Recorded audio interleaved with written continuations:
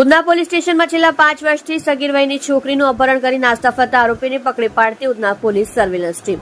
સુરત શહેરના police commissioner Shri Anupamsinh Gehlot સાહેબ તથા ખાસ પોલીસ કમિશનર શ્રી વાબાંગ જામી સેક્ટર 1 સાહેબ તથા નાયબ પોલીસ કમિશનર શ્રી ભગીરથ ગઢવી ઝોન 2 સાહેબ તથા મદદનીશ police commissioner Shri Chirag Patel C division સાહેબ નાઓએ નાસ્તા ફરતા આરોપીઓને પકડી પાડવા જરૂરી સૂચના આપેલ.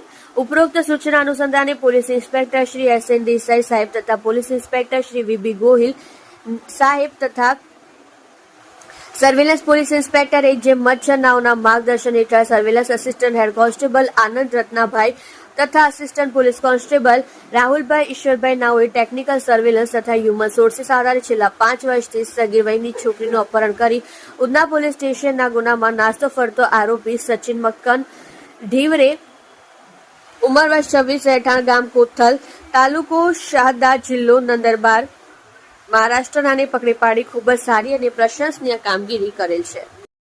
તમે જોઈ રહ્યા છો સત્યને સાથ આપનાર સત્ય સમ્રાટ ન્યૂઝ ચેનલ તંત્રી શ્રી નિલેશભાઈ પાટીલની સાથે.